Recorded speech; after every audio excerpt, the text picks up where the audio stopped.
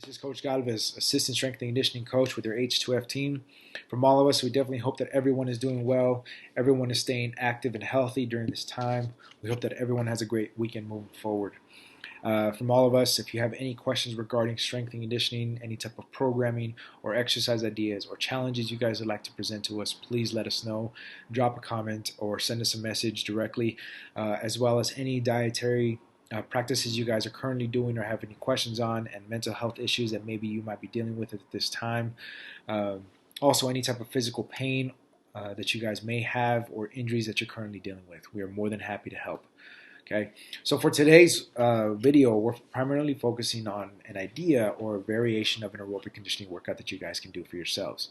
You can either implement this within your own programming or maybe just provide you an idea that maybe you hadn't thought of or used in terms of yourself or for your soldiers to help improve your 2 mile for the ACFT.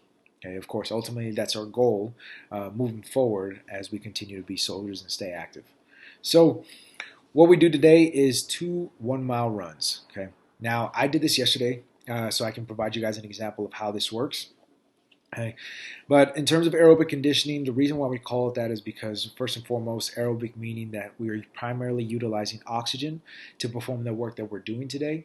And we want to improve our body's ability to utilize oxygen throughout this pacing system that we're going to be doing. Conditioning, meaning that the way we're setting this up and the way we're separating our miles is the goal is to try to run this at as fast of a pace as we possibly can. Okay, during this workout. Now, if this were to just be an aerobic workout, not considering that it was conditioning, then you could run your 2-mile pace at whatever pace you wanted. Okay, because it's conditioning, we have the intent and the want to improve our 2-mile over time by running it again as fast as we can. So we help this by providing you guys a way to pace yourself using 400-meter intervals. Now, of course, you could do this at 200 meters, 800 meters, any way that you guys choose, but this is just one way that you guys can help to improve your times by learning how to read the time as you're going and learn how to pace yourself and understand how fast you should be going or how slow you should be going to maintain your current conditioning to help you finish these 2-mile runs. So with that said, as an example, right, as you're doing this workout, okay, if you currently run a 7 to 7:30 minute mile, one way that's going to help to maintain your current conditioning is by running anywhere between 105 to 113 seconds per 400 meters.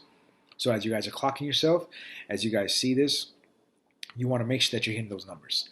If you're hitting anything slower than 113 seconds, so maybe for example you're hitting 400 meters at 2 minutes, okay, you're doing yourself a disservice in terms of conditioning. Okay, if you're going any slower than that, you're looking at this more now as a recovery workout, something for you to just stay active. You're not actively trying to improve it. Okay, you can use this for, say, for example, the day after you have a hard lower body workout, or maybe the day after you did some sprints, or maybe the day after you did some lower body, maybe for example squats or heavy deadlifts or things of that sort.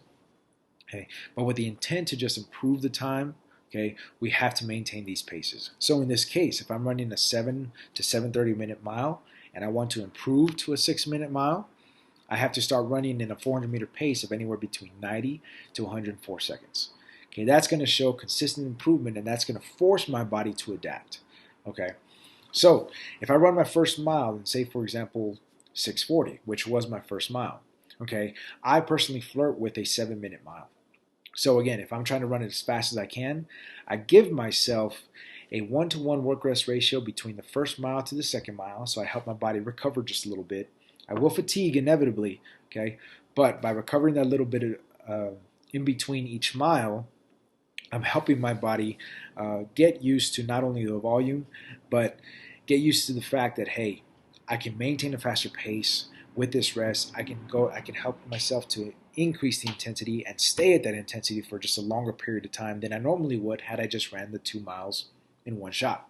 Okay, what I'm trying to do is just basically improve my first mile split and also improve my second mile split. So wherever that drop off is in between, if I run a 6:40, then maybe go to like a 8-minute on the second one, now I'm trying to shorten that gap.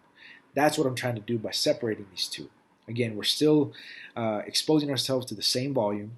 Okay, but we're separating it in hopes that we can maintain mentally and physically a faster pace. It's going to help our body improve and provide the adaptations that we need to help improve our 2 mile. So, as an example for myself, as I just mentioned, I flirt with a 7 minute mile. So, my very first mile that I ran, okay, was 6:41. Okay, 6:41. Now, this was me trying to run as fast as I could. That's my current pace right now.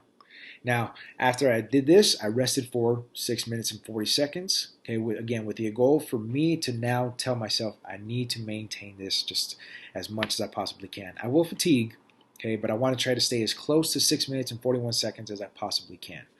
And so as I rested during that time, I hit my second one. My drop off, okay, was 40 seconds.